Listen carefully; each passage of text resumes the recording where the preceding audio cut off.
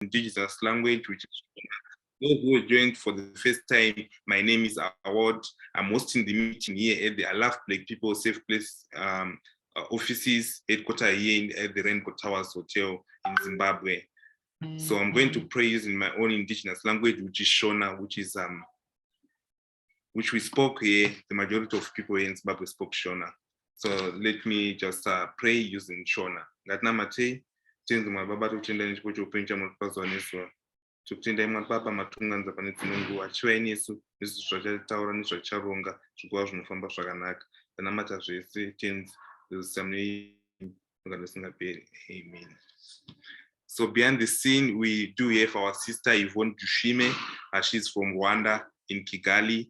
She's our lead developer as well. So again, I would like to make a special announcement to those who are interested to meet up other people from different tribes or ethnic groups. You kindly reach out to Yvonne Dushime and also make sure that you follow the instructions which have been asked so that this meetup will be successful.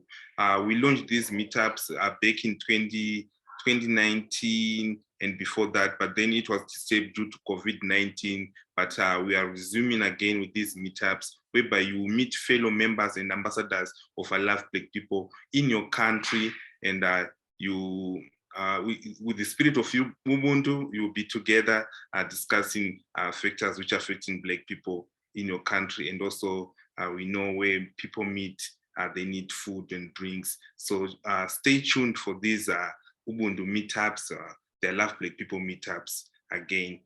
Updates will be shared in our groups. Make sure also you are also in our WhatsApp group so that you receive updates. So without wasting time, we're going on to have our country a spokesperson for this week.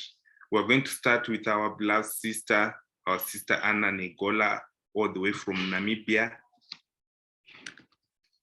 Sister Anna Negola, you can unmute yourself and introduce yourself as well. Can you hear me?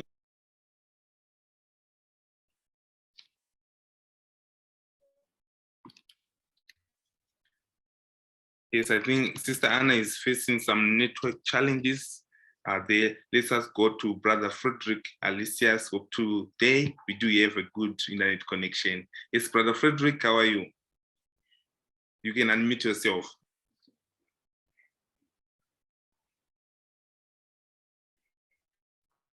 Yes, Brother Frederick.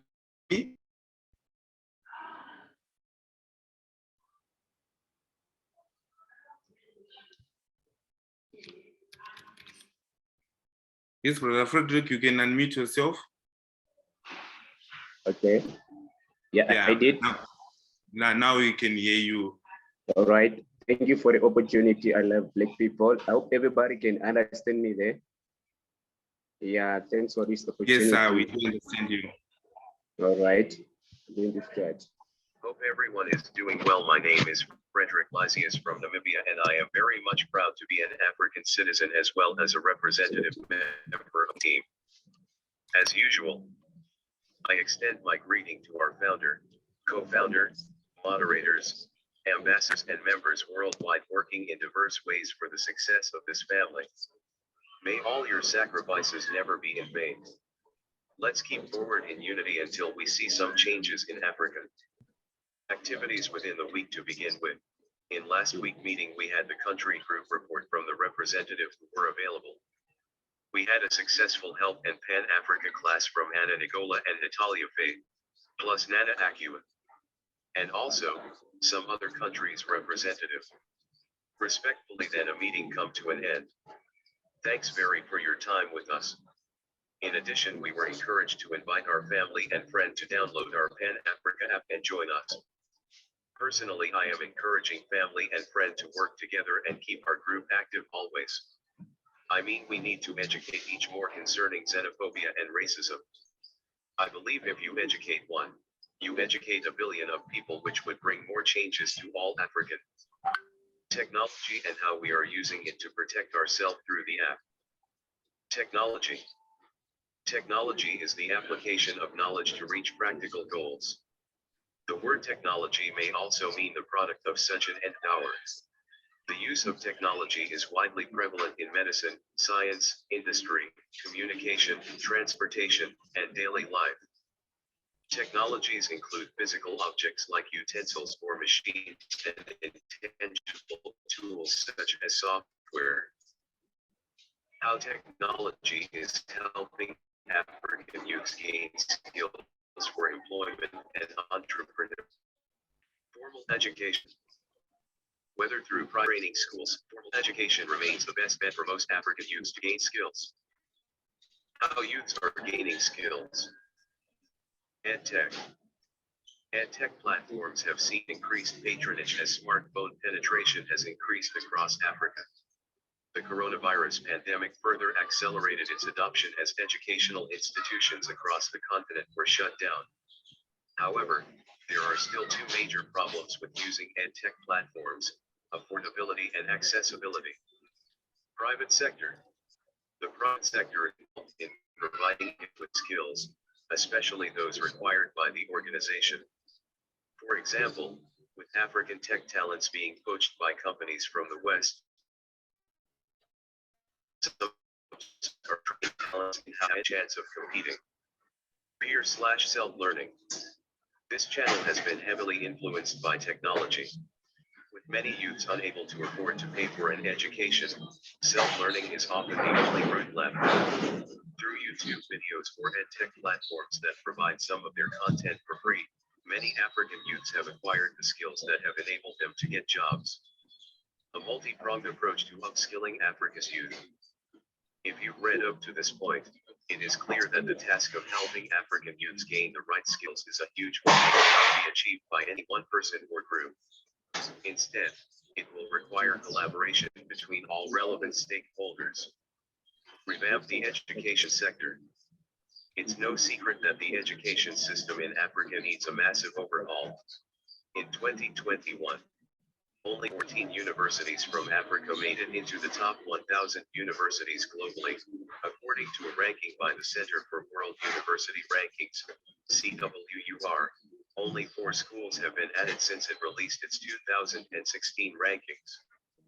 This shows that Africa's educational sector is inadequate to serve the needs of a rapidly evolving world.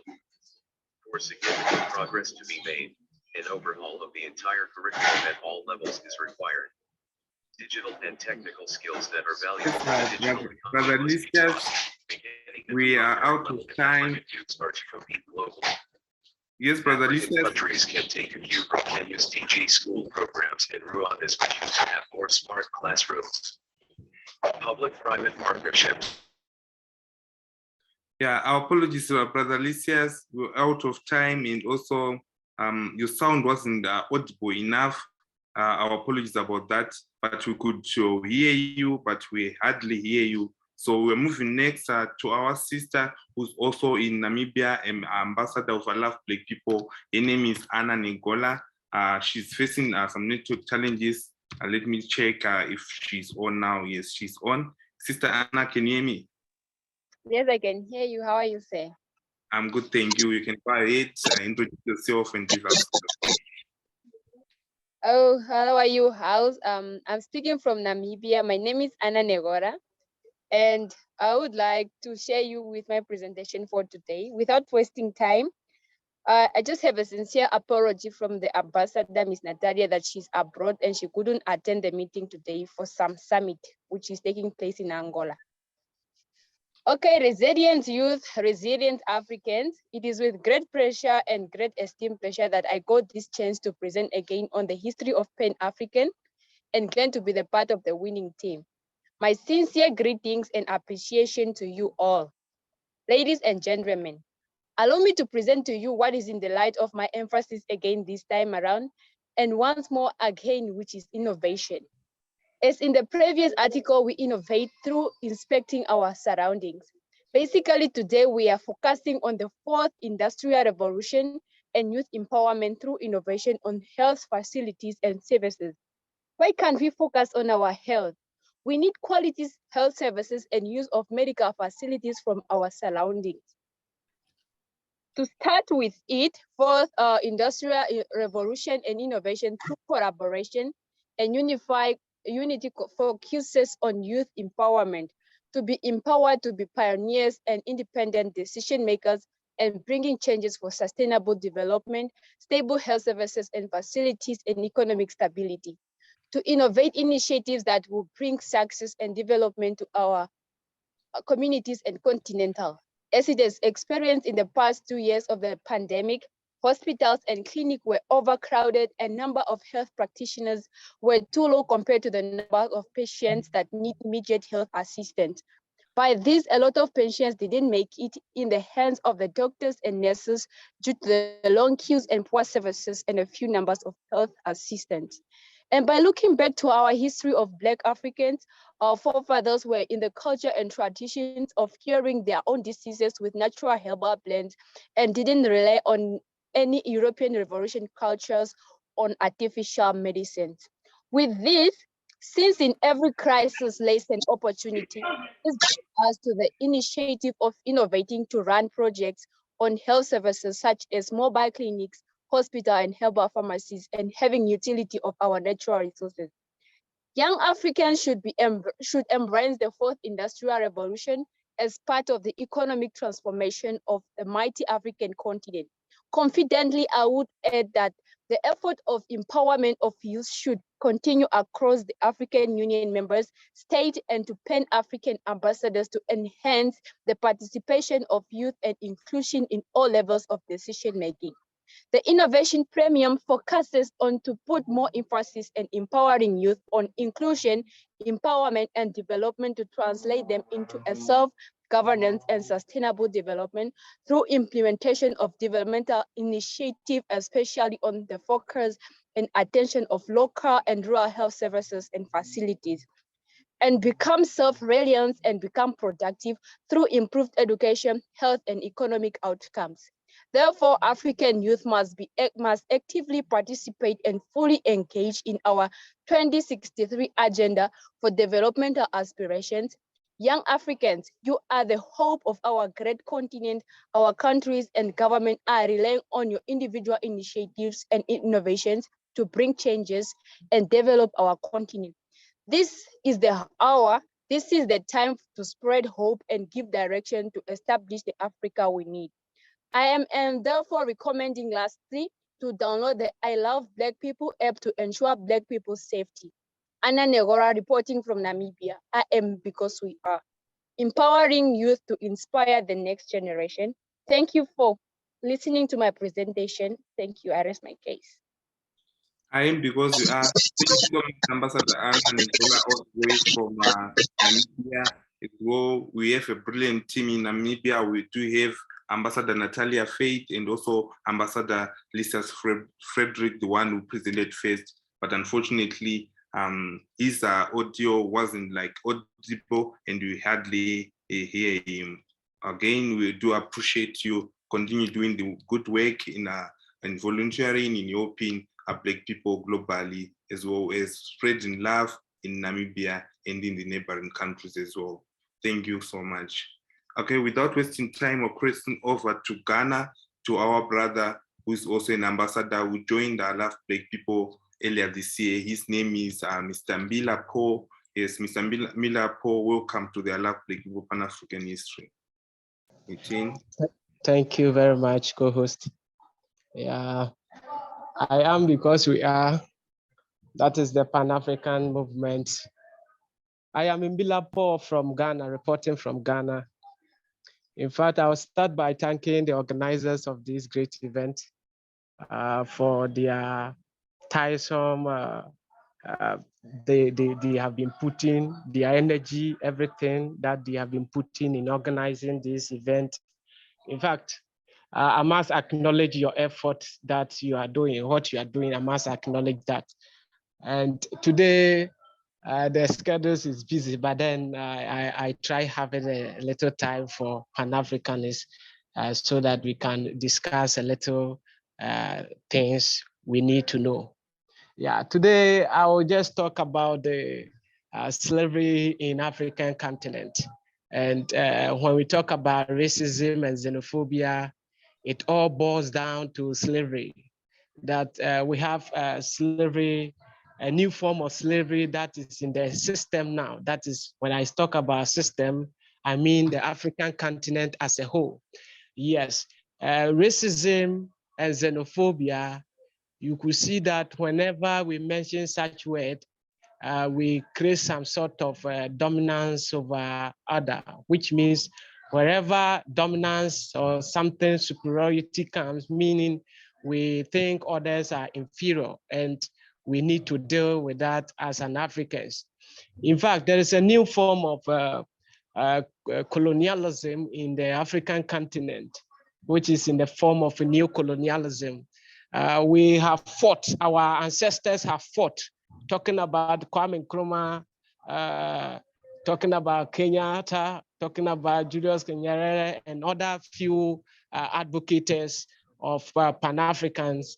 In fact, they have fought a lot, and they left a legacy which we, the young, need to stand on it and fight, continue with the fight against colonialism. The new form of colonialism, which is in the system now, is the neo-colonialism. And this type of colonialism is in the mind. Europeans are trying to use all sorts of means to colonize our minds and drag and take everything out of us, which is not the best. Africa, where you unite, we will be able to fight against all this colonialism. But then if we do not unite and we stay at wherever we are without putting much effort to resist this sort of imperialism, then I think our fight against racism wouldn't be the best. In fact, I love the Black. It's a big forum that through this we can resist this sort of racism among Africans diaspora and even within our own African continent. So we have to download. If you have not downloaded I Love My Black app, you need to do so. If you have not registered, you need to do so. And you need to also share, make this your sole priority of sharing it to other friends and family members so that they will also know what the agenda, I mean the agenda, the right agenda of the I Love My Black. Without, if we do not show up in this fight, in fact, we have created the group and we have formed the movement, but we, the people, and we, the individuals, need to make this a reality. In fact, this is now a shadow, but then we can make everything a reality. So I will entreat all countrymen, fellow Africans to resist all forms of slavery, whether within our continent or whether within our family, any institution everywhere that we find ourselves. Trying to create superiority against others causes racial discrimination and whatever. In fact, let me talk about this and end it here. Tribalism is our problem now. And for unity to exist among us, we need to also kill that tribalism among us so that unity can be at the forefront of this union or this movement. And that is what I will submit for today. Thank you very much. Thank you so much, Brother Paul Mbila. We do appreciate you all the way from Ghana. Thank you so much. We do appreciate you. Again, I wanted to make an announcement that we do have job opportunities within I Love Black People. So make sure that you apply for you. If you want to work for I Love Black People, you can be a moderator or you can apply if you do have experience in social media managing. So you can go ahead and apply and follow updates which have been shared in our WhatsApp groups as well.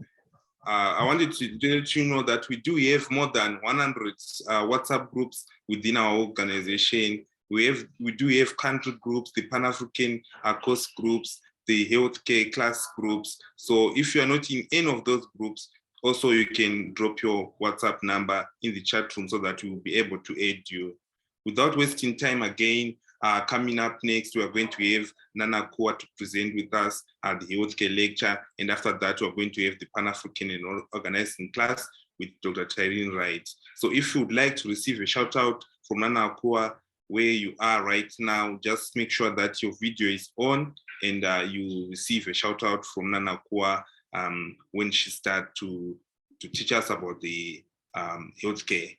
So Nana Kua, welcome to the Pan-African class.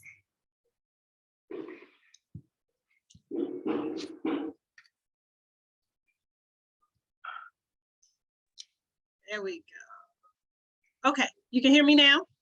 Yes, sir, we can hear you now. All right, good day, everyone. Greetings, greetings, greetings. Oh, look at Yvonne, look different. Hey, Yvonne. Hey, Award, how are you? Hi, Frederick. And I don't know if Umar is there. Amon and Haron, Bevan, Collins, Anna. Hello, everyone. Okay, anybody else that I missed? Let me see. I don't think this second page have anybody that's on. Aaron, I said, okay, so no new faces on the second page. Okay, great. Thank you all for indulging me. I love seeing beautiful Black faces on a Saturday morning. So welcome to the Pan-African Health class. We are today talking about herbs. And I was attempting to pull up the handout, so we'll see how that works. You know, that's always sort of maybe, kind of. If not, you'll have to look at my beautiful Black face. Otherwise, either way, we're going to get this information. So thanks for joining us. So if you don't know, I am an herbalist. Started out being an herbalist first. I've expanded to doing other areas of holistic health or natural healing. But herbs are my first love. I grow herbs. I make herbal products.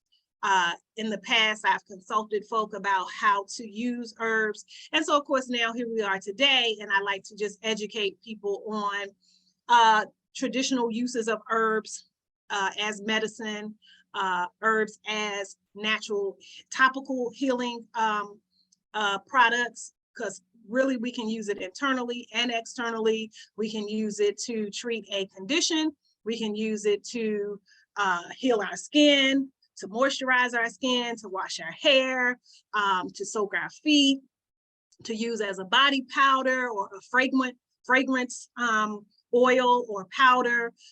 So many ways that we can use it. We can use it as a paste to kind of heal a cyst or abscess or anything like that. So there's so many uses for herbs. I just love herbs, and you can't go wrong. God has created some of the most healing and powerful herbs for any and every condition that you can think of. And so the goal here is to expose you to some of those herbs.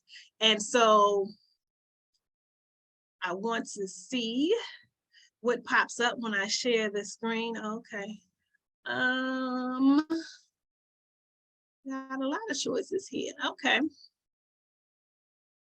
guess y'all can tell I never close stuff. I be working and I don't close down stuff, so it'd be a bunch of stuff. So let's share that. Okay. So, oh yeah, this is not really what I wanted to share, but I think we can work with it. Oh no, this is not. This might be a little more complicated. Okay, this was not.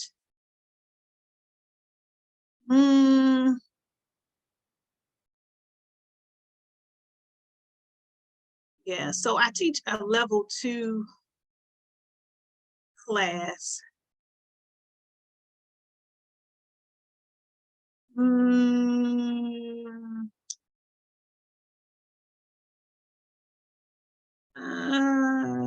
This is not the right. Let's do.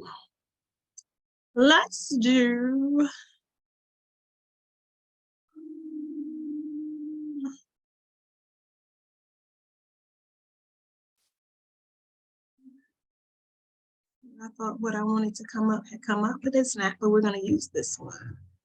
So we know that herbs grow all over the planet, right? And so usually how I like to categorize things is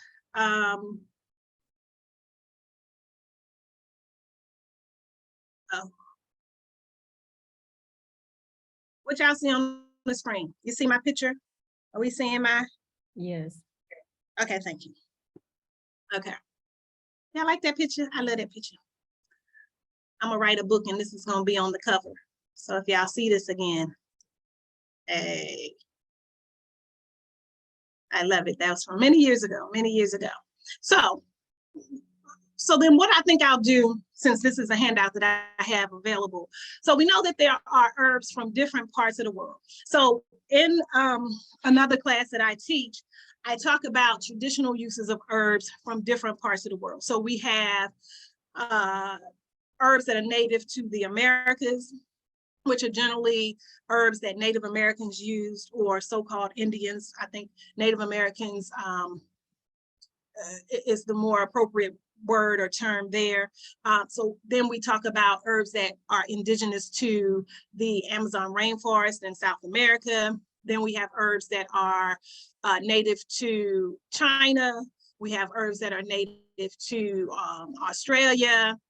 And then I have found, and of course, we know that throughout Africa, there are herbs that are native to those areas. I've been able to find handouts that kind of explain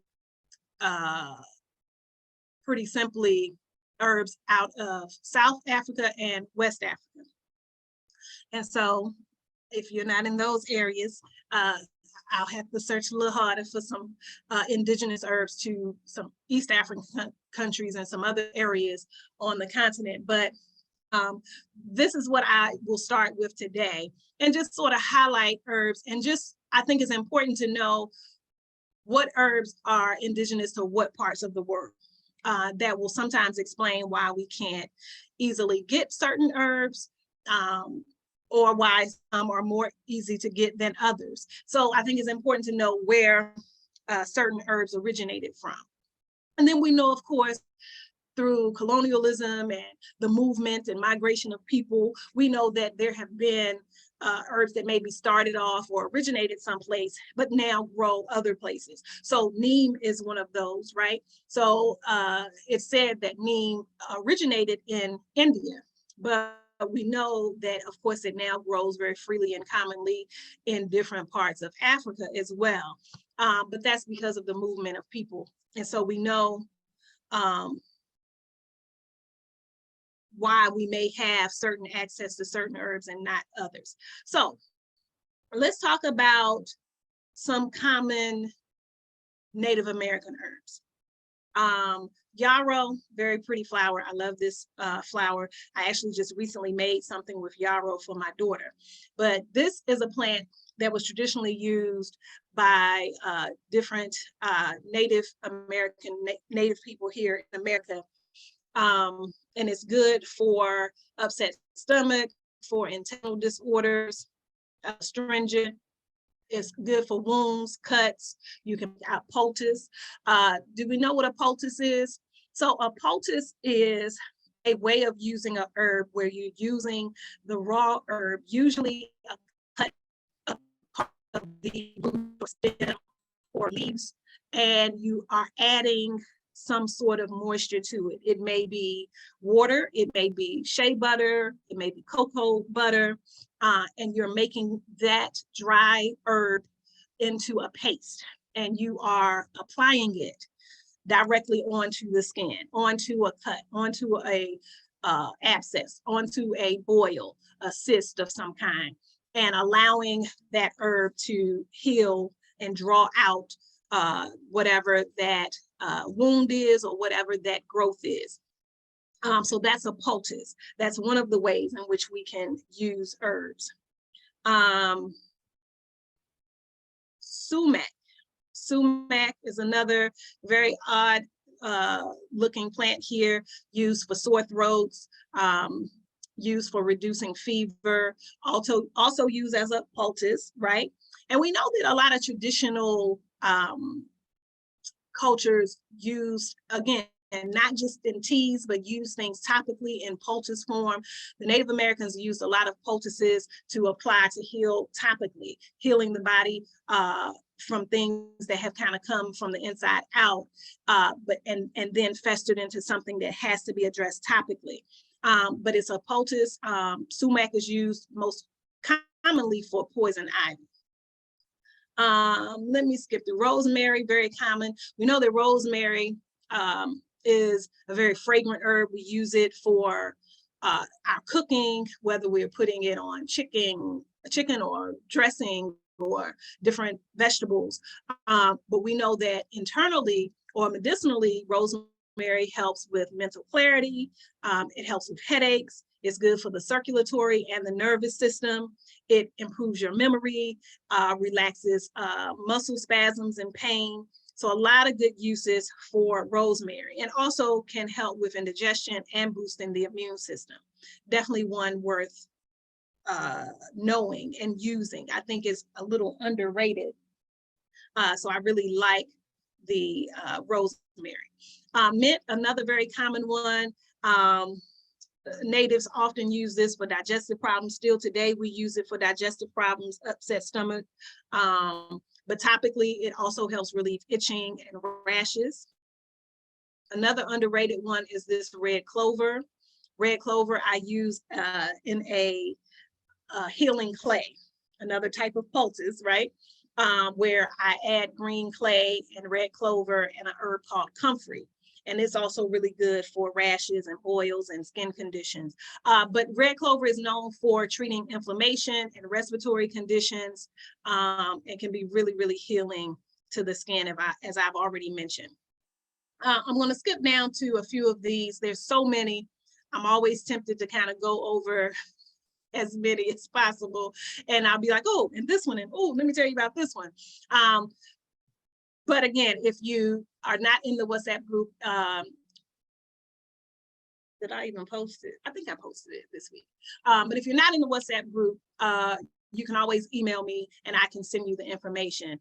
Salt and palmetto is a herb that's really good for abdominal pain, digestion, reducing inflammation, and it stimulates the appetite. This is also considered like a male tonic herb, which is what or when it is most often used.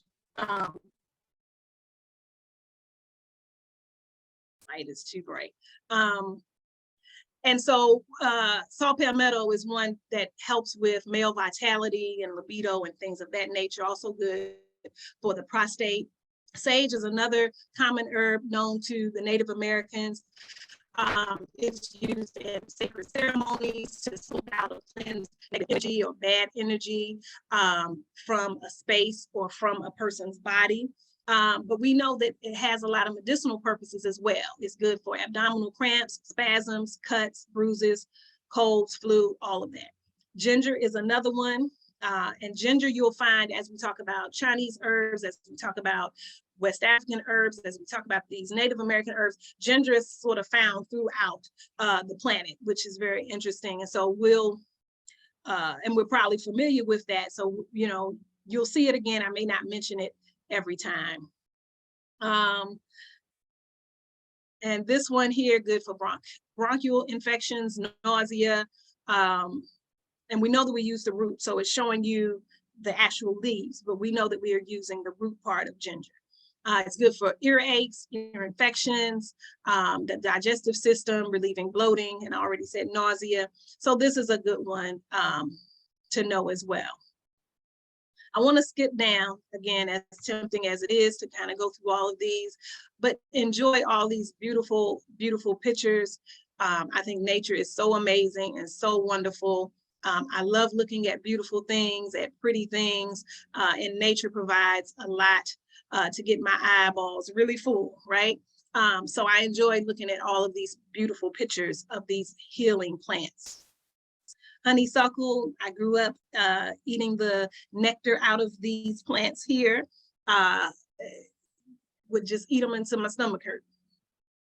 This grows, it's kind of considered, I guess, an edible weed, but this plant was used traditionally by Native Americans to treat asthma, rheumatoid arthritis, mumps, hepatitis, upper respiratory tract infections like pneumonia and other things. So something that as a child I just used to just get the sweet nectar out of, has some healing effects. Ashwagandha, I could say something about all of these, but I'm going to skip on through. Mullein, really good for this time of the year and for this COVID season, because it is very good for coughs and colds and flu and those types of things. Any kind of respiratory disorder, mullein is excellent for. So let's skip down. So this handout talks about some of the top performing African medicinals. I think this first section, these are ones that are found in South Africa, if I remember correctly. Buchu is really, really good for the kidneys. It has anti-inflammatory and antiseptic properties. It's good for regulating blood pressure. It's good for urinary tract infections, for gout. These are all some of the, and again, any kind of kidney issues, whether you need to just cleanse or flush the kidneys, or you're having some irregularities with your urination and that sort of thing, or you know you don't drink a lot of water or fluids, Buchu is a good herb to include in your regimen. Devil's Claw. Devil's Claw is usually known or used for pain. It has antispasmodic properties, so spasm pain, cramping, things like that. It's really good for menstrual cramps, headaches, all of these types of things, and even good for people who are diabetic. I've typically used it for pain, relieving pain. African potato is a good immune booster. This is traditionally been used for cancer, tuberculosis, asthma, HIV and AIDS conditions, or any other chronic conditions, because it boosts the immune system and kind of can help fight a number of different infections and diseases. South African geranium. This one is good for treating chronic respiratory tract infections like bronchitis, sore throat, sinusitis, colds, flus, things like that. And then here we are, African ginger. I don't know if it's different from the wild ginger of the Native Americans, but essentially treats the same types of ailments. So we'll skip over that. I think ginger is listed again here, so we'll skip over this one. But aloe, we know that aloe grows widely in different parts of the world. So this is under this African section here. And we know that internally, just like externally, aloe is really healing to the gastrointestinal tract. Most of us know of how healing it is for burns like sunburn and other skin conditions, because it has that cooling effect, but it's the same way internally, and it acts as a mild laxative as well. Next, we have neem. I've mentioned neem, and as they say here, originally this was from India, but it has migrated to different parts of different parts of Africa, because it's in East Africa, it's definitely all the way in West Africa as well. But we know that neem is good for all of the fungal and tropical skin conditions, but also those tropical fevers, malaria and yellow fever and those types of things as well. It has antibacterial properties.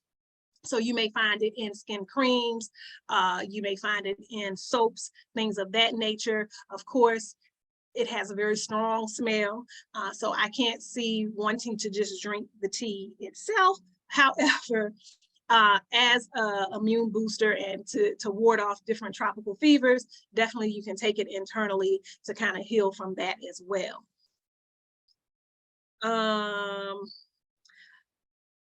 I'm not familiar at all with the Kinkeliba bush. Some of you that are online may very well be. This is considered a tonic for well-being and longevity, known to grow throughout Mali, Senegal, the Gambia, and Burkina Faso. And then the baobab tree creates this oil that a lot of people use as like having youthful skin, you know, keeping and maintaining youthful skin, restoring the skin, rejuvenating the skin. You can mix it with other butters like shea butter or cocoa butter, but helps with the collagen and the elasticity of the skin. Lemongrass. Lemongrass is a very fragrant plant that's indigenous to West Africa. Not my favorite scent, but some people love it. But we also know that this helps ward off mosquitoes, so it's very, very useful.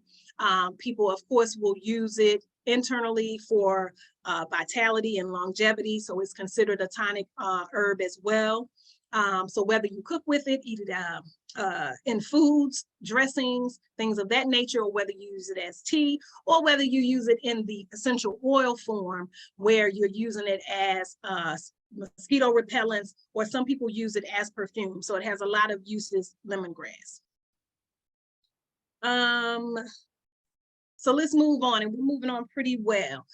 So Chinese herbs, some of the top 10 Chinese medicinal herbs are listed here. And again, this is so you are familiar with herbs that are utilized and have been utilized really probably for thousands of years throughout different parts of the world. So this is for your information. And of course, if you ever need any of these things, you'll know, okay, I heard about ginseng, or I heard about ma wang or fo tea. You know, you'll know some of these herbs, even if they're not indigenous to your area or something that you've heard of before.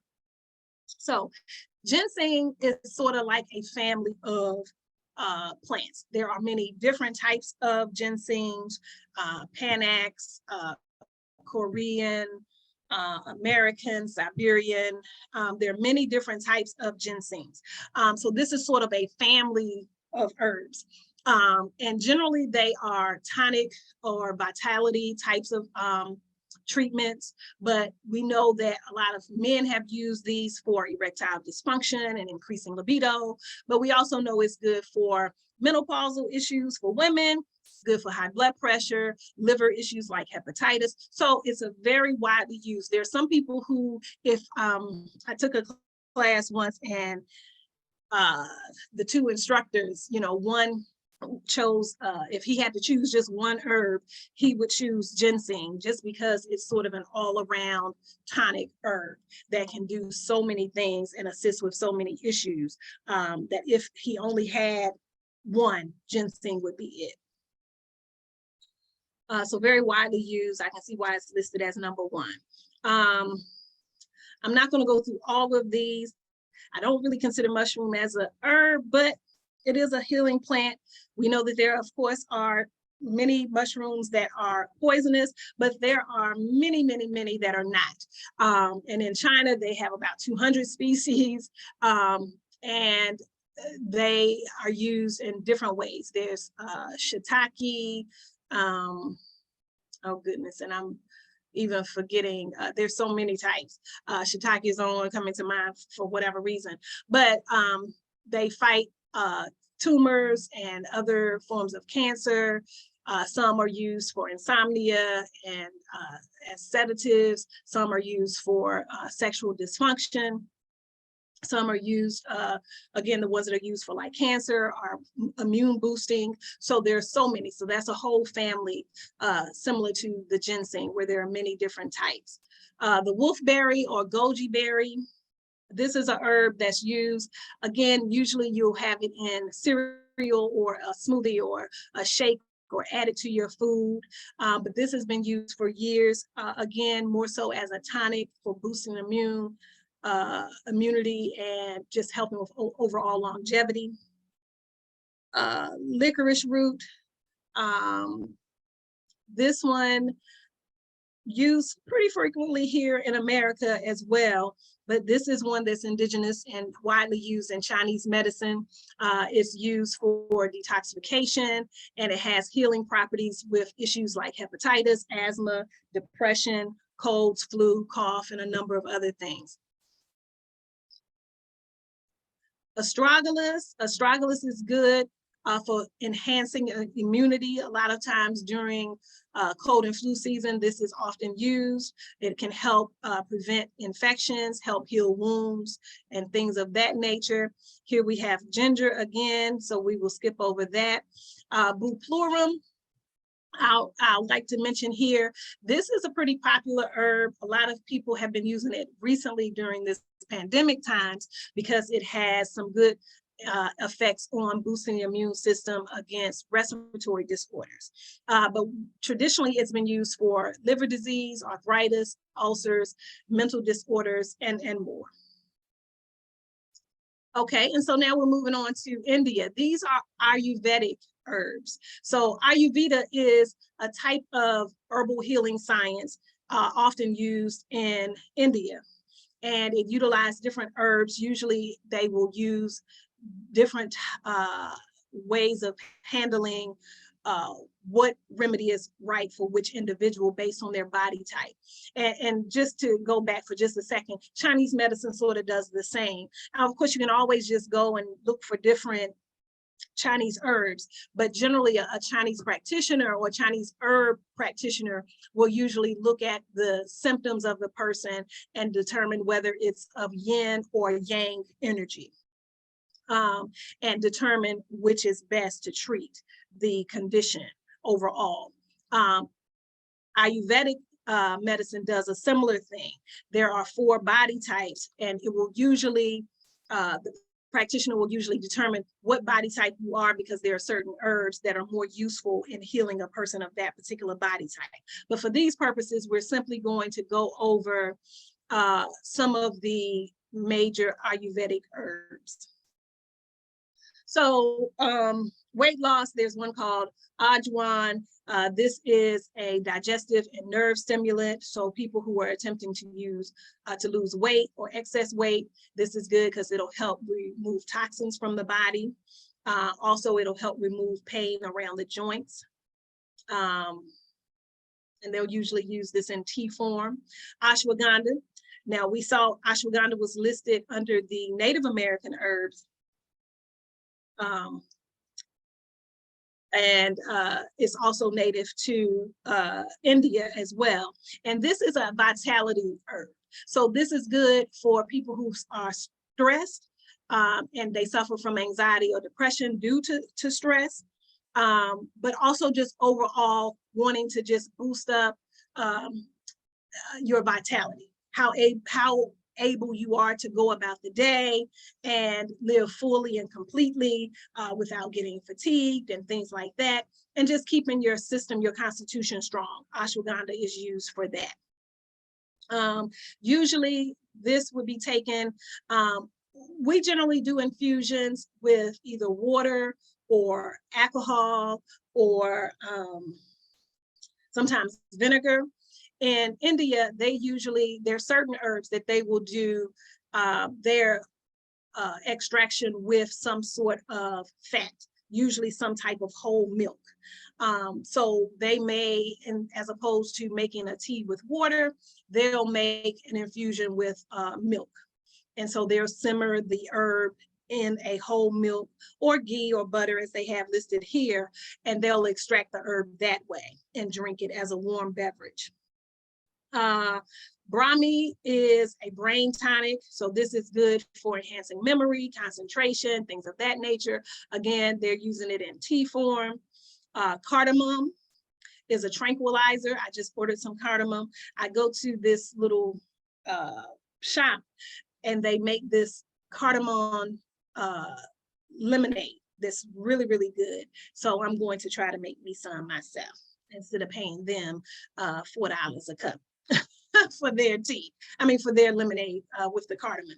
But this is a natural tranquilizer. So if you kind of need to kind of be sedated a little bit, kind of brought down a bit, this kind of helps tranquilize you to bring clarity and joy to the heart and mind, kind of neutralizes mucus forming properties in milk. So people will use it in their coffee and their tea if it has caffeine. And talks a little bit about that body type. Kapha is one of the body types. So this is good for the stomach and lungs for some people, but has a really nice flavor, Cumin, this is good for digestive disorders. Again, they put this one in milk to infuse it and to draw out the essence of that herb. Licorice is another one. This is considered a rejuvenator. This is helpful for reducing acidity in the body. So if you know you're eating too many acid forming foods, or if you have acid types of conditions such as arthritis, licorice would be good for that. And again, they use this as a regular tea or a milk decoction as they have here. Not familiar with the manjista, but this is a blood purifying herb, anti-inflammatory, clears acne and some other things. We see neem here again, but we've already talked about neem. They use it in a similar way. Wound healing, skin damage. I didn't mention that so much so because I was talking about the uses with the tropical fevers, but definitely a lot of skin conditions will use neem for as well. Shatavari is a female vitality herb. So this is good for the entire female reproductive system. And then turmeric. Turmeric is very popular. You'll find it in a lot of places throughout the world. Turmeric, as we know, it helps to improve, I'm combining words, increase and improve is what I'm trying to say, but it will increase or improve circulation. It is an anti-inflammatory. It helps balance out the body, cleanses the liver. It also cleanses the kidneys. We'll talk about turmeric again when we talk about cleansing and detox a few weeks ahead. But turmeric is very good to use whether in your foods or whether you use it in tea form, in capsule form. And they definitely add this one to a milk. They do something called golden milk where they will add turmeric and ginger and maybe a little bit of black pepper. And it's a really good warm drink to drink after your dinner as a after dinner drink. So it'll aid with digestion. It'll also kind of help calm your body down. If the body is stressed and inflamed, it's really good for that as well. And then on to the Amazon herbs. I think this is the last section. So we know that many years ago, there was a lot of talk about the Amazon rainforest being destroyed. There are just so many thousands and thousands of herbs that are there and have so many healing powers. It became a major concern because the world was losing a lot of these really healing and useful herbs. So rainforest preservation has become a very big issue, and rightfully so. So I'll highlight a few here, but this information is here for you if I don't go through all of these. And this handout has some really pretty pictures to show you what some of these herbs look like in their natural form as well. Wasai, and I'm sure I am not certain that I'm pronouncing it correctly, but this is good for kidney health, and it acts as a natural diuretic. Lepancho, this is an anti-cancer herb that is used to heal the body, to treat cancer, to alleviate pain from chemotherapy. So even people who have decided to do the Western chemotherapy treatment for cancer, this can help alleviate the pain associated with that. And then it also is known for fighting infections. A very unassuming plant though, right, is this next one, Cordoncillo. This has been used in South America for people who are suffering different types of injuries, different wounds, different injuries and things like that. So it has antiseptic properties. So it has that numbing effect if you've injured yourself and you're suffering from an injury. This Tawari tree bark, this is also used for treating cancer traditionally, treats infections, cancerous cells and tumors, and also deals with inflammation. Soda, I want to skip down to some that are a little more popular and well-known. My screen does not want to scroll down here. And so then this very interesting plant here is the Cola de Rotum. This is the rat's tail. So you can see how all of these vines sort of look sort of like rat tails, right?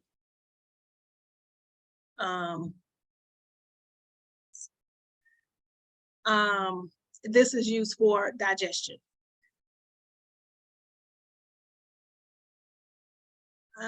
And then this I find interesting. This is Suma, or Brazilian ginseng. So we've talked about ginseng and how it's widely used and how there's so many variations of it, right? So here is yet another variation, Brazilian ginseng. And the more common name though is Suma. I was just earlier talking to a client about Suma, but this is an aphrodisiac. It's a healing tonic, it's an energizer, it's an immune enhancer. So I consider this just a tonic herb. It's good for vitality, it's good for sexuality, has a lot of good effects, and it also has anti-cancer properties as well. So these are some really good herbs.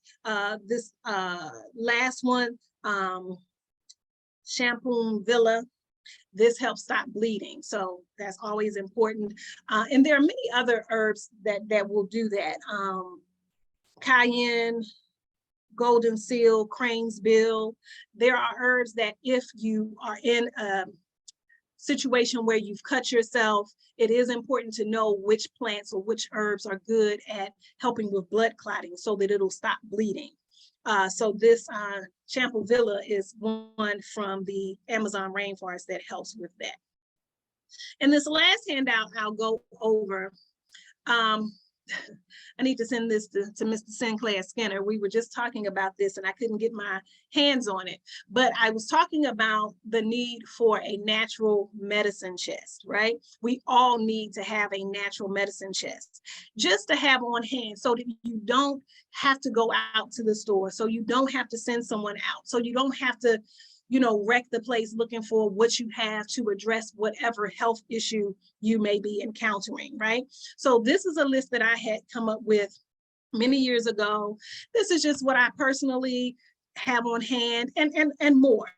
But I think that this is a good list to perhaps have on hand for any number of conditions. So ginger, whether in capsule or root, you know, raw form, the actual root, or the essential oil form is good to have on hand, whether in capsule form you take it because you're feeling nauseous or you feel like you've eaten something that's just upset your stomach, or root form if you want to make a big pot of tea and cool it off a little bit and put it in your bath because you have a fever or because you're sore or achy from the flu or from just overworking your body. Same with the oil. If it's easier to add that to a foot bath or add that to your full body bath, this is really good for reducing fever and reducing pain and inflammation. White willow bark is good to have on hand in capsule form because it's a natural pain reliever. This is something good for headaches, backaches, you know, whatever, joint pain, really good for having on hand. Valerian, this is a natural sedative. So this is good for pregnant women, children, elderly, because it's mild enough, but yet strong enough for when you're having some kind of issue. It might be not an excruciating headache, but kind of mild pain. Also good for insomnia, anxiety, depression. If you're having some issues where an herbal sedative is in order, valerian is a good option for you as well.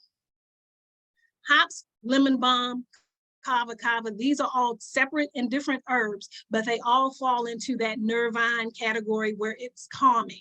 If you've had a stressful day, if you need to calm down, if you need to rest, if you just need to take the edge off, all of these are good. Kava kava specifically is good for anxiety. If you suffer from anxiety attacks or panic attacks or anxiety disorders, kava kava is excellent for that. Rescue remedy or multi-flower, these are flower remedies. We talk about this when we talk about the stress relief section, so in a couple of weeks. But rescue remedy is a combination. It has 5 of the most popular flower essences that help with trauma. So if you have an accident, if you hear, if you're ill, or if you hear bad news, someone has died, or there's been some other kind of traumatic experience, or if you have some sort of situation you're in that's sort of an ongoing challenge, Rescue Remedy can be really excellent for kind of calming you down, balancing your emotions so that you can address whatever issue is at hand. Peppermint is good to have on hand, whether in tea form. This is good for aiding in digestion. It's also good as an after dinner drink because it kind of is something warm to, again, help with digestion. But also the essential oil I often will use in a diffuser. It helps to open up your sinuses, your nasal passages. It kind of brightens you, makes you more alert, kind of gives you a brighter disposition, or at least in my opinion. Activated charcoal is another thing I think is handy to have in your natural medicine chest. This is good for absorbing toxins and removing them from the body. So if you've eaten something that does not agree with you, something that's caused some kind of stomach upset or some kind of digestive upset, activated charcoal you take internally and it helps flush it through and out your system. Aloe vera juice, we talked about aloe earlier. The juice of aloe, not an aloe drink, but 100% aloe vera juice, has a mild laxative effect and is good for the entire gastrointestinal system. So it can aid in digestion, it can aid in elimination. And then colloidal silver, this is a natural antibiotic. This is, it predates your penicillin, amoxicillin, and that sort of thing. So if the cold or the flu or some other kind of infection internally or externally, colloidal silver is excellent to have on hand. You can use it to gargle with, you can use it as an eye wash, you can use it internally to fight an infection, you can use it topically for some sort of rash or skin condition. Has multiple uses. Emergency packets and or children's emergency packets. This is essentially 1,000 milligrams and the children's is 500 milligrams of vitamin C along with your trace minerals, just to help ward off infections if you have come in contact with some kind of disease-causing microorganism, somebody that has some kind of flu or bug or cold, something infectious. This is good to have on hand to boost your immune system up and help you fight infection. And then the homeopathic kit, we'll talk about homeopathy next week, but this is another natural form of medicine that heals the body, brings it back into balance, treats different symptoms of various conditions. They have these kits that will give you 10 or 15 or 50 of the single remedies that will address any number of conditions. They're very easy to use because usually it will come with some type of instruction packet or handout that will say, this remedy does this, this remedy does that. This is excellent to have on hand because you'll have a number of remedies for whatever issue that may arise. Okay, so let me stop the share. So I do have a couple of minutes. So if I didn't, I'm going to scroll through, I'm going to get off formally, but I'll scroll through the chat and see if there are questions for me. But otherwise, I'm sure Award has probably put my email in as he usually does. So if you do have a question, and also I'm not sure if someone that's on here currently, we're in the WhatsApp group. However, I don't take calls on the WhatsApp. Okay, and I definitely don't take calls at 2 o'clock in the morning. So you have to remember, we are, depending on where you are, you may be in a different time zone. So please don't call my phone at 2, 3, 4 o'clock in the morning. If you want to text, I may respond, but best to reach me for something health related is going to be the email. Okay, so please feel free to email me for that. If it's something I can or I'm willing to help with or give my 50 cents, my 49 cents, I'll be 50 soon. If it's something I'm willing to give my 49 cents to, I will, but not if you call me, okay? So please, if you need the packet, I'm happy to send that to you. And as always, thanks for joining, and I bid you good health and peace. Thank you, Sana, for a wonderful lecture. We learned a lot about herbs. So for those who had questions, you can drop them in the chat room. And also, if you'd like some handouts or PDF, which Nana was sharing, you can reach out to her through the email address. I did share the email address in the chat room as well. Those who are on Facebook, also, you can reach out to nanakua1@gmail.com for handouts. Thank you so much, Nana Akua. Have a pleasant weekend. Gwen, email me, okay? I see your chat. Email me, Gwen. All right, moving next, we're going to have the Pan-African History and Organizing lecture with Dr. Tyreen Wright. Yes, Dr. Wright, welcome to the lecture. You can unmute yourself now. Okay, I was trying. Good morning, everyone. Good morning, good afternoon, good evening in some places for us. You should see me in a minute. Welcome to the Pan-African History and Organizing course. You should have read the chapter on Pan-Africanism this past week, and you'll see me momentarily. I think, okay, there we go. All right, you should have read the Pan-African History and Organizing readings on Pan-Africanism this week. Let me see, I'm gonna put my eyes on so I can see you all. Hello, everyone. So I have a prop here for my phone, because even though I have my computer right here, I always like to do this on the phone for some reason. It's like, you know, it's sort of like hands-on, but okay, so let me arrange this. Hello, Scholastic Aquila. How are you this morning? Sorry for that thing, blocking, but okay, we'll see. I'll figure it out. Anyway, welcome to the Pan-African History and Organizing course. You had a chapter to read called Booker T. Washington, Pan-Africanism and Pan-Africanist. And I don't want people to fixate on Booker T. Washington, just the content in terms of revisiting the history of Pan-Africanism. And I'm going to open it up for those of you who are probably not formally in the WhatsApp group. Those of you who are, you got the readings in advance for the week.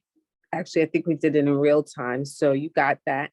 This week, what we'll be doing is just recapping a couple of things regarding that, and then moving on to two evidentiary chapters. I do want to talk a little bit about Marcus Garvey and Du Bois and how they contribute to the history of Pan-Africanism. So I'll do that now briefly and then introduce the next readings. I'm going to be giving you just one case from the two cases that are in the Booker T. Washington in Africa book. And that one case is on the African exclusion measure, where Washington actually challenges US foreign policy, immigration policy on Africa and African people, and stops them from locking out the African population, Black population from the Caribbean, Central and South America, attempting to enter the United States. So basically, it was some racist legislation proposed by the US Senate that Booker T. Washington himself challenged. Now, why do I show you that? I give you that chapter, I give you that case because what we try to do here at I Love Black People is to love Black people with action. And what does that action look like? Sometimes it looks like challenging your own government where you are when they propose racist policies against Black people there locally or Black people internationally, right? So that is what that case is a example of. So I'll be giving you that case. That was my little introduction to it. And right now I'm just going to briefly share some information about Du Bois and Washington.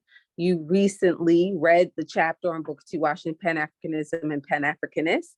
And it talks about Booker T. Washington, how he becomes involved in the first Pan-African Conference and the Pan-African world. So I'm just going to revisit a couple of points. I'm going to share my screen and revisit just a couple of points from that chapter. I'm going to share it on the screen so that people who have not read it or who just joined us and didn't see it or whatever the case may be, you can read along and you're not lost with what we're saying, okay? So I'm going to go off camera and we're going to just revisit those points I mentioned, okay? That being said, while I do that, Yvonne or Award, I'm gonna, of course, need to share my screen in a minute. So I'm going to be pulling up the document and adding that to the screen in a second. And hold on, Amazon. Oh, okay, sorry guys, I have my alarm on. And so, hold on one second. Let me just, I'm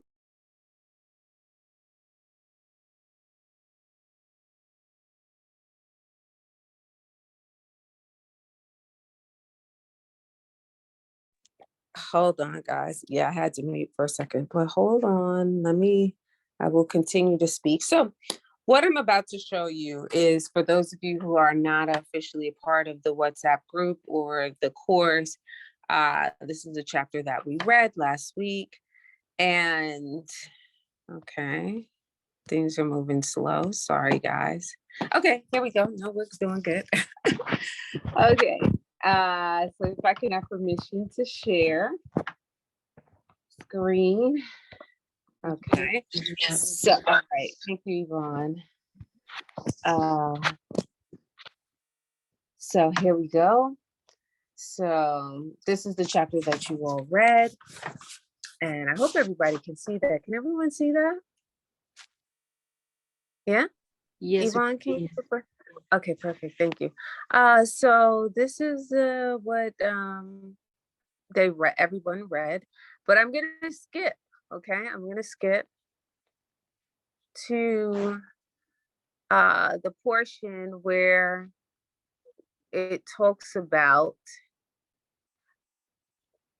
the Pan-African world. Okay.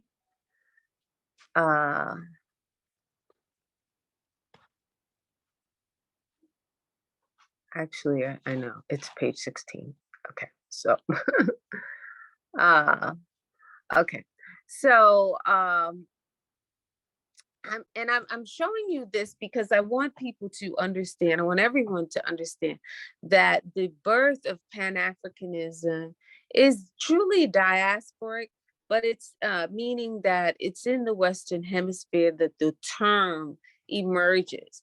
The concept has obviously been long-lived. Every time African people unify, particularly prior to the period when we are calling ourselves African, is certainly Pan-Africanist in nature because we're coming together for a cause, a common cause.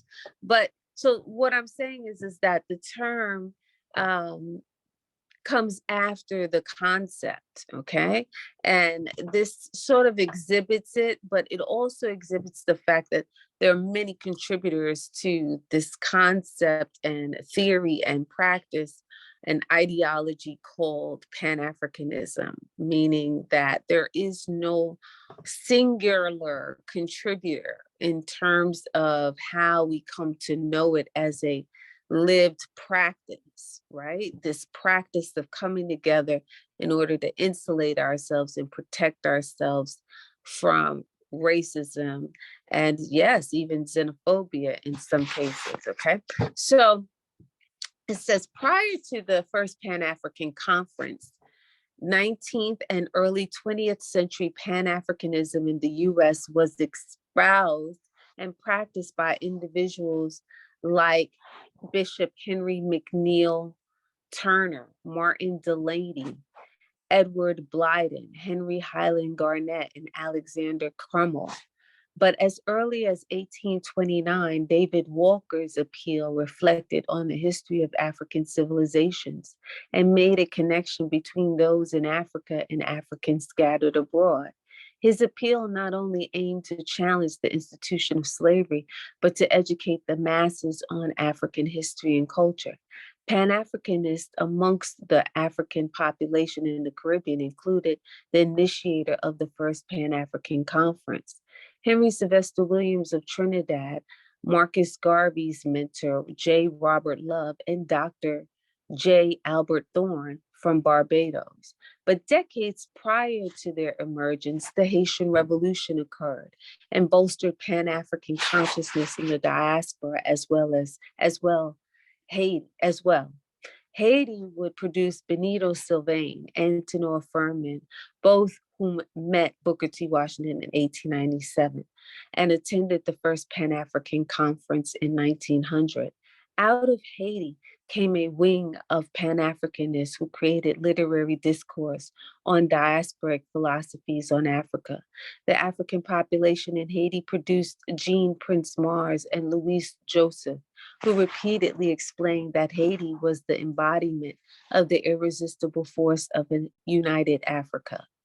Let me read that part again. The African population in Haiti produced Jean Prince Mars and Louis Joseph, who repeatedly explained that Haiti was the embodiment of the irresistible force of a united Africa. Why would that be?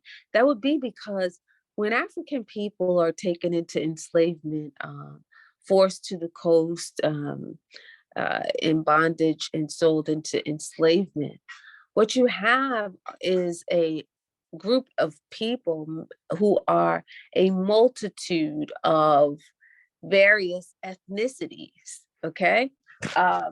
In the sense that ethnically, we are from many different places. And unfortunately, it is the institution of slavery and the transatlantic slave trade that forces us into a common condition. But those people are ethnically diverse, okay? Are ethnically represent the diversity that exists on the African continent. And so in coming together, because we have a common struggle, and this is really honestly what we're doing here is the same thing. We are preparing our minds to come together, to engage the common struggle that we all are engage or all are subject to, because we haven't chosen this, right? None of us have chosen to experience white supremacy and culture and colonial and neo-colonial domination.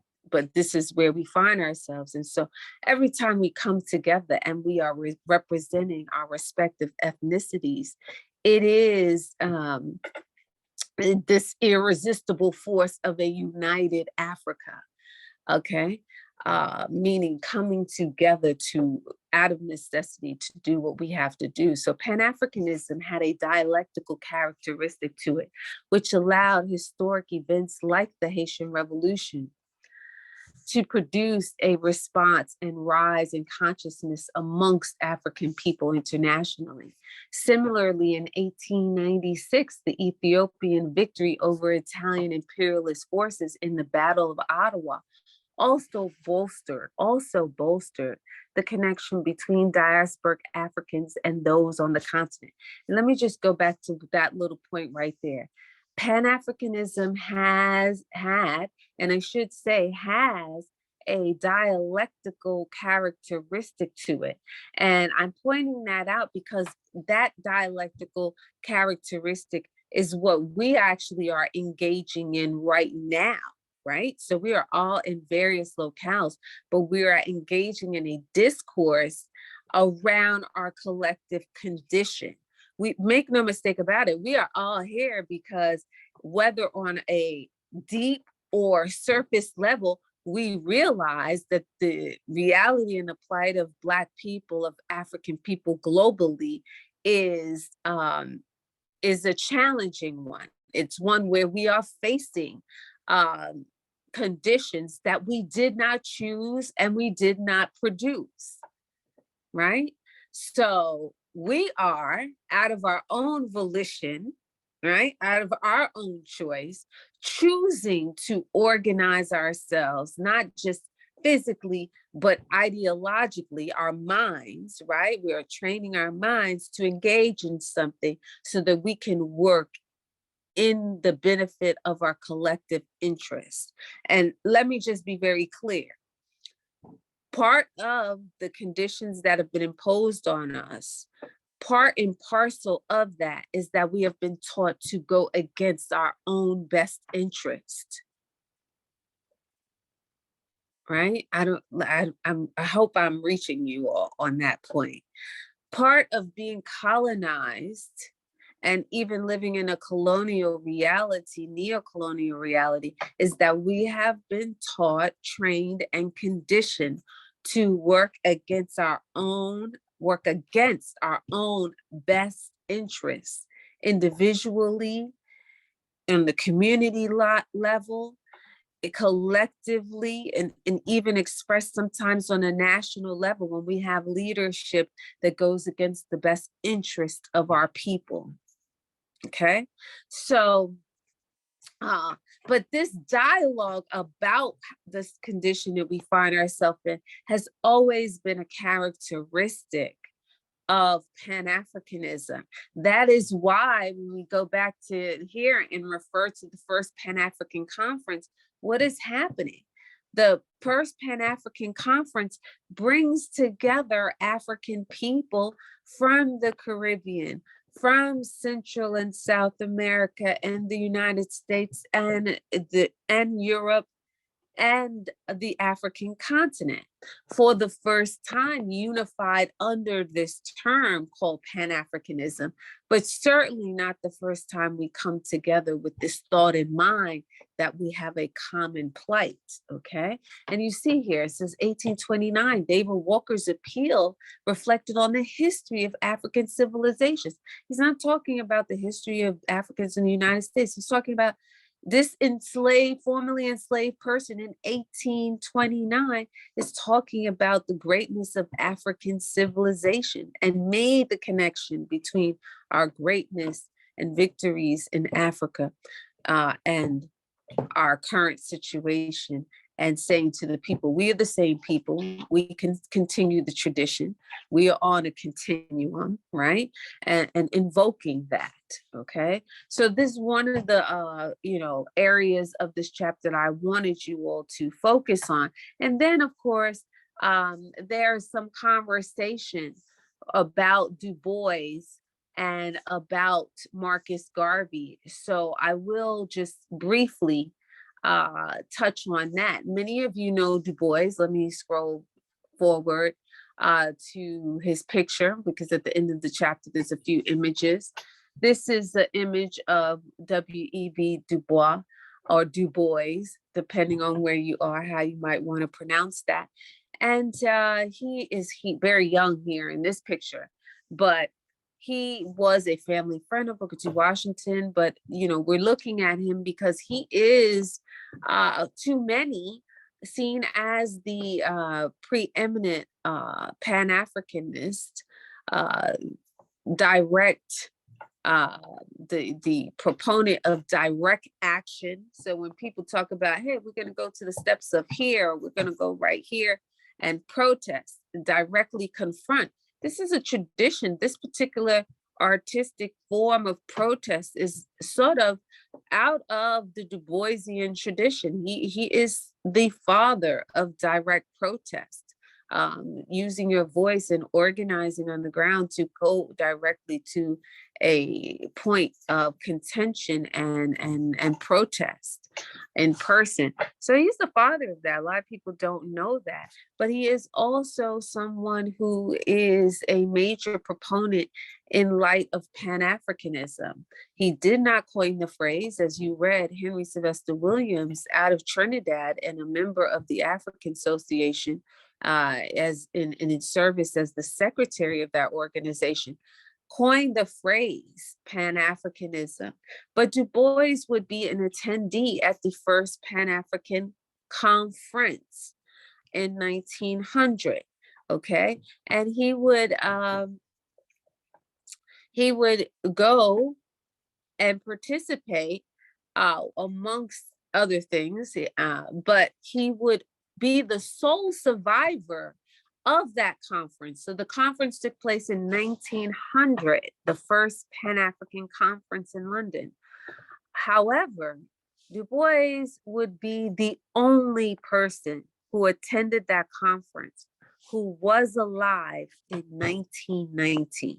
And this is a significant point because he would not just be alive, he would be the person who conceptually remembers that this is something that has to be continued.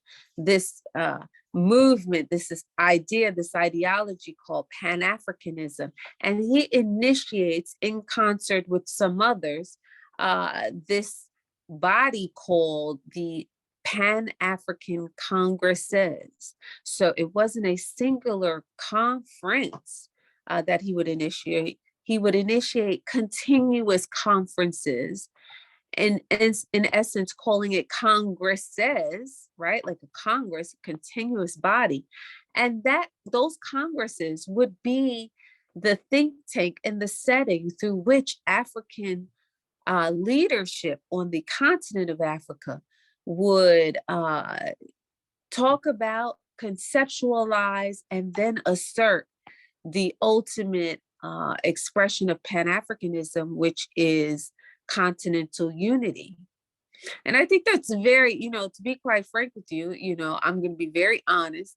Du Bois had many contradictions. I actually used a piece called On Race that's from him. And I ceased to use it for this class, and I will find something else to use from Du Bois with this class outside of this particular chapter, which addresses him.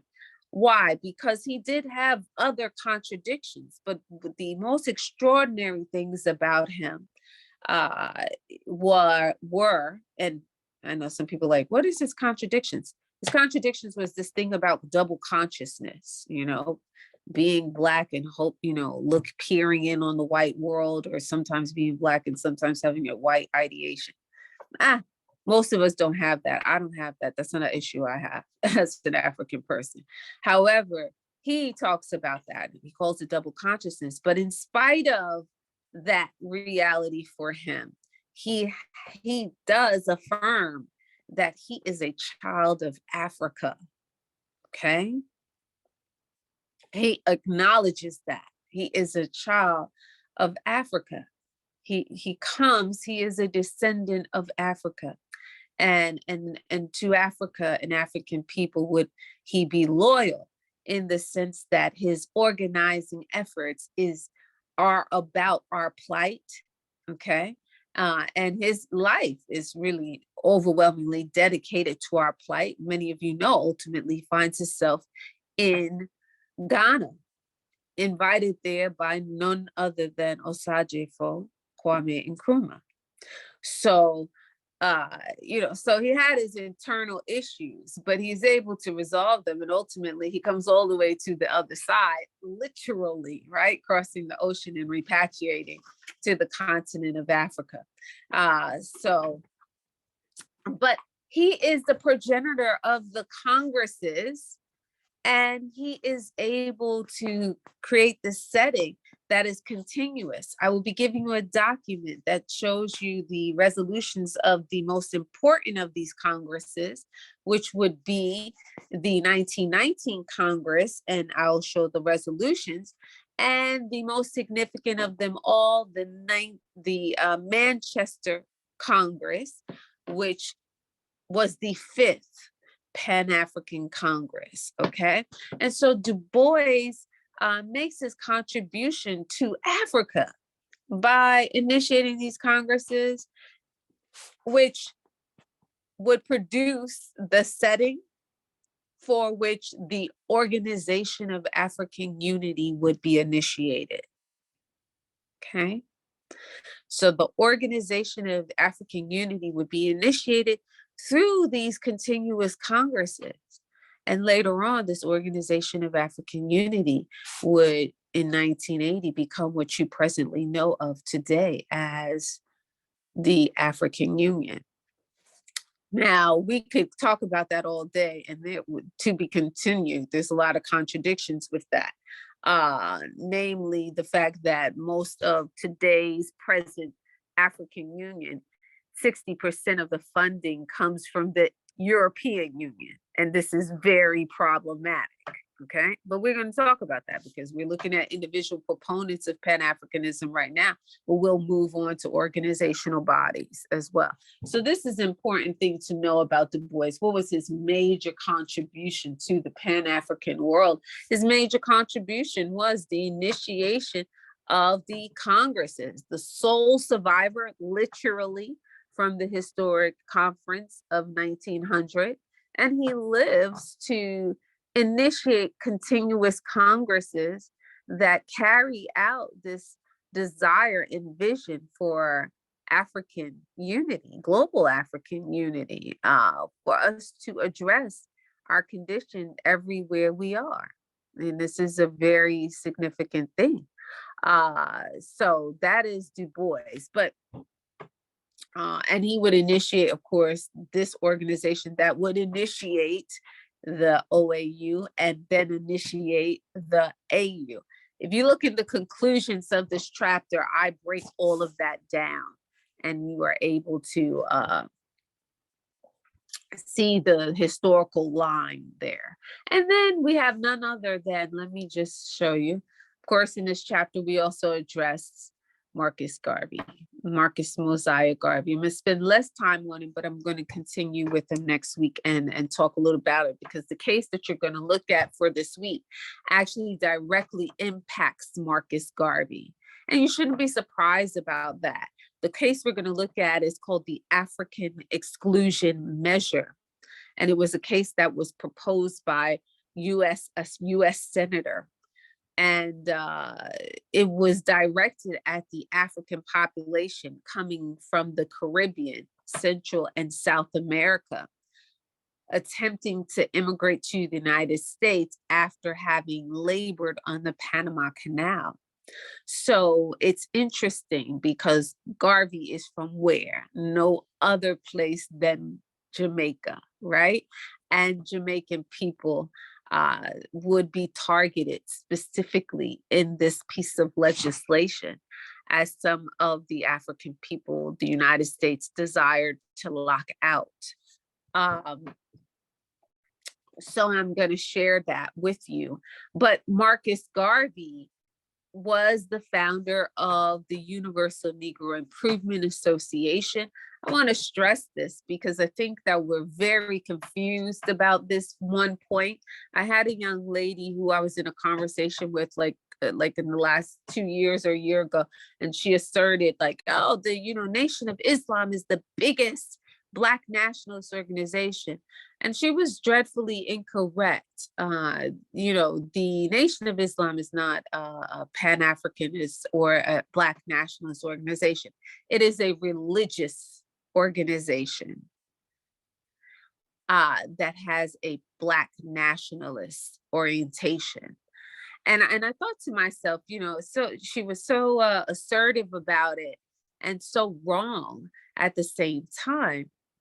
That it let me know, it was an announcement that she did not know our history. She did not know her history, because the founder of the Nation of Islam came out of the Universal Negro Improvement Association, Garvey's organization, which was initiated once he comes here.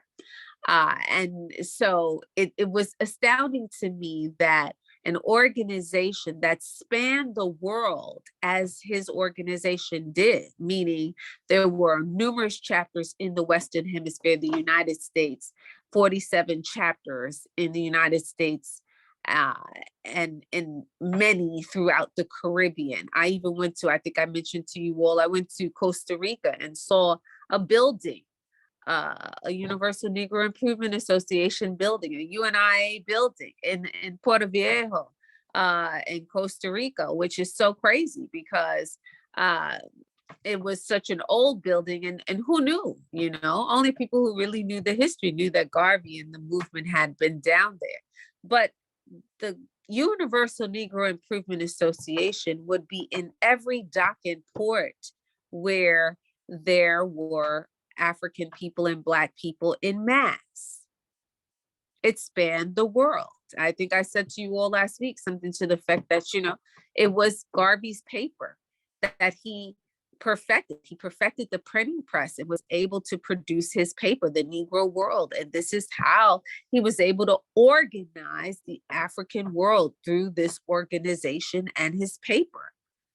Okay, never before and never after has the African world been as well organized under one organization. So, you know, it made me feel really sad when I heard this young lady just sort of gotta go off on how the Nation of Islam is overwhelmingly limited to the United States. And is not, let me be very clear. You know, those of you who like history, another little tad bit of history here.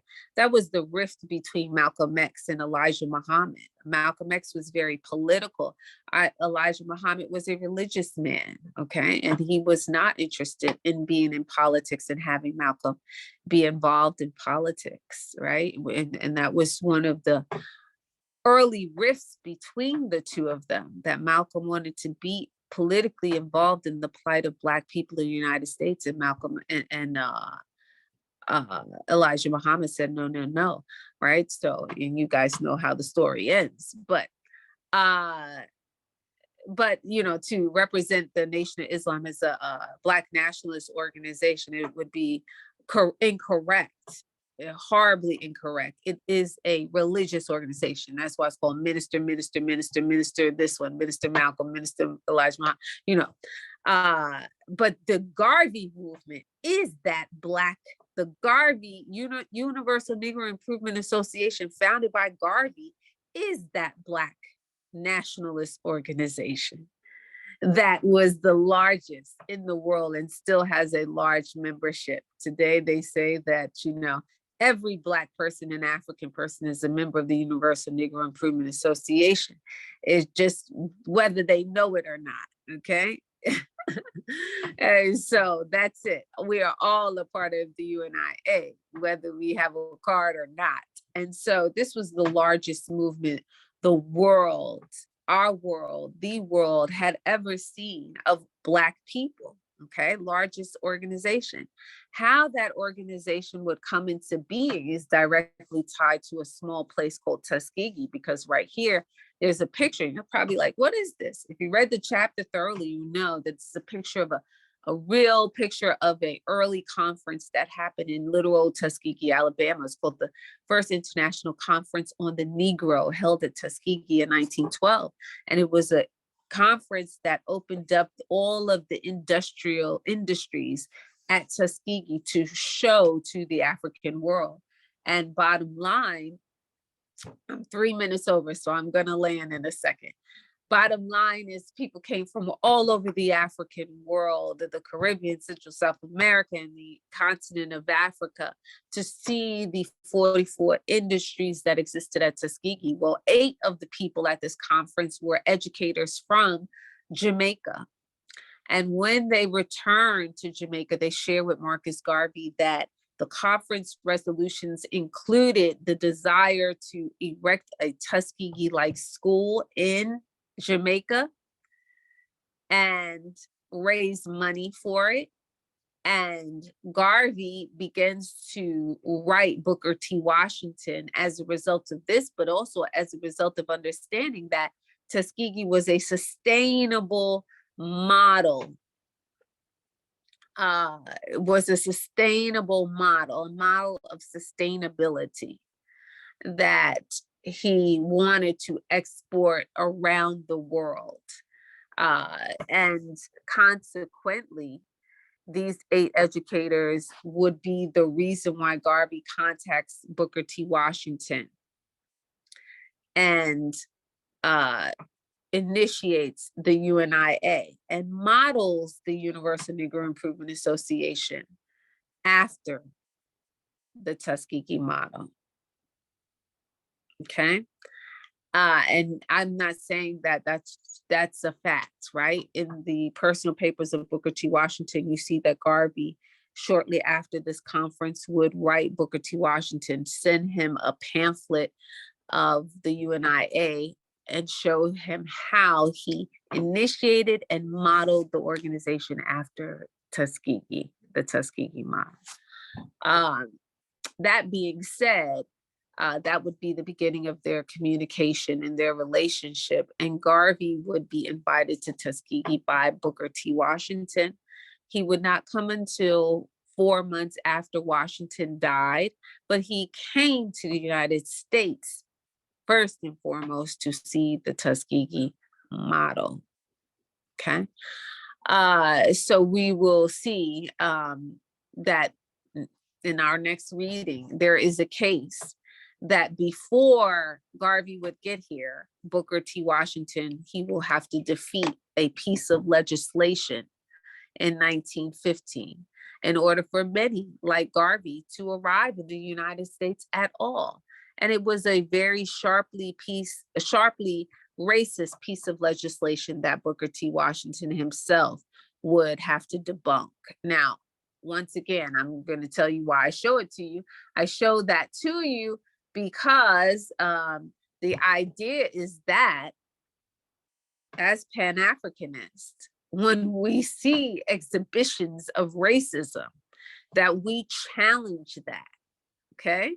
And Washington had the power to challenge US legislation, and he did, okay? In favor of African people. This piece of legislation, which I'm gonna stop the share, but I'm gonna show it to you in a second. Let me find it. This piece of legislation would be called the African Exclusion Measure.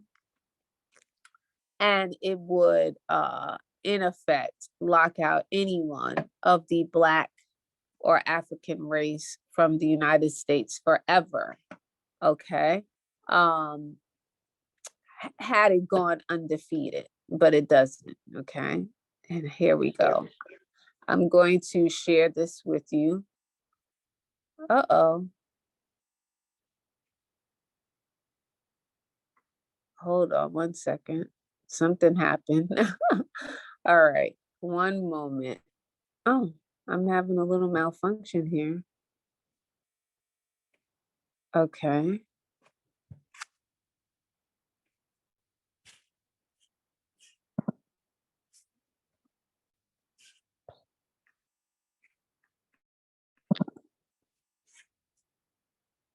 Hold on, sorry guys. I don't know what that is. I'm sorry, I don't know what that was. Something just hijacked my phone. Okay, well, I'm gonna try that one more time. So the African Exclusion Measure is what you'll be reading next. And wow. Okay. Sorry, something just interrupted my whole line. I don't know what that was. I've never seen that happen before. Okay, so the case is something I'm going to share with you, but I want to open it up really quick while we're together, show it to you, and then share it with you. Okay, if I can do that, but something is weird here. Okay, here we go. Let's see if we could try. Okay, I got it. All right. If I can have permission again to share my screen. Could still hear me, right? Yes, we can hear you. Okay, all right. I'm over by a few minutes, but I'm gonna start. I'm gonna land in a second. Okay, sorry, folks. So here's the case. Oh, it closed. Sorry. I don't know what's going on. Let me try that again.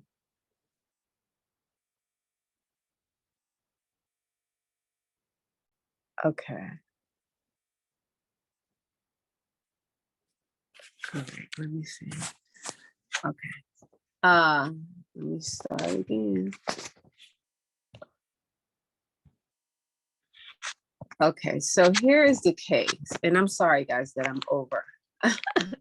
I noticed some folks had to leave, but okay. So this is the case you're going to be reading this week that I just discussed, okay? It's called the African Exclusion Measure. Through your newspaper, I desire to appeal to the American Congress and to the people of the United States in favor of fair play and justice in connection with the immigration bill now pending before the United States Senate, which by amendment excludes from coming to this country any person of African descent. And so this is the measure that Washington challenges. And I give you the full out case here. It's a very short case, but it exhibits what you need to know and understand about this very racist measure proposed by the US government via the larger immigration bill of 1915. And so I'll be sharing this in the group momentarily. I'm gonna stop the share so you can see me before we leave. I will take a few comments. Hopefully, okay, good, you can see. I'll take a few comments, questions, if you have them about this, and then we're out because I know I'm over in terms of time. I have this prop here holding this thing up, so I don't know how that's working out on you guys' end, but anyway, let me look at a few comments, questions. Okay, yes, so Michael Olubumi Buyi definitely joined. Okay, you joined there. I would get today's lesson. Oh, okay. You have to go back. I think if you look at the Facebook version of this when it posts, you will be able to see everything from Nana Okua there. Okay, and touch on the mistakes of our ancestors made that lead our current condition and state. I hope. Oh, okay. Well, one of the mistakes of the past, I mean, listen, there's one mistake that's playing out over and over again. We have a current condition situation where I explained about the OAU, you know, the Pan-African Congresses being the setting through which the Organization of African Unity becomes, you know, emerges, and then that transforms into the African Union. One of the biggest problems right now, and I don't know, you know, listen, I'm hopeful. I believe in what does this say? The righteousness and the victory of our struggle, which is that we are going to overcome all of it. But the reality is that one of the things and aspects of our struggle is that it's economic. And unfortunately, you know, the African Union, 60%, the people who are in position in there are not free to say this, but I am, because I don't work for the African Union. So I can say 60%. And if you go and you look at their economic reporting, 60% of the funds come from the European Union. How can the very people who opposed you, oppressed you, enslaved you, colonized you, and have you in neocolonialism, how can they be the primary funders of your organization that's born out of the desire to see Africa unified? And a unified Africa means that African people benefit first and foremost from what Africa has to offer, not last, not least. Right? So there you go. That's one of the mistakes. We're living in it right now. Okay. I hope we're not resting in that mistake. I'm looking to you, young people who are still on the continent, going to shift it, who are going to do something different than some of our current elders in terms of, you know, being in the hands of the West. Ma'am, please send the lesson for today. Okay. So there's not a written lesson, but the readings, if you're a part of the WhatsApp group, you're going to see the readings that I just talked about. You're going to see it in the group. Okay. Okay. I don't know. A lot of people gave their email. I don't know if this is for me or Nana Okua, but I don't know. Okay. So I don't see any real other comments, but thank you so much for joining us, staying on to the end. I will give you the readings shortly. That will go right in there so that there's no delay. And I just wanted to say, I am because we are. Okay. And I will see you all next week. Okay. I am because, yeah. Thank you so much for wonderful lecture to Dr. Sharing Wright. We really appreciate it. And also for those who wanted some reading materials, we'll make sure that we repost them in our groups when Dr. Wright shared them in our group. I'll be doing that right now. All right, thank you so much. I appreciate that. And also to everyone who stayed with us until the end of lecture, we do appreciate you guys. Enjoy the rest of your weekend. We appreciate your time. Thank you so much, because you are love and peace. Bye-bye.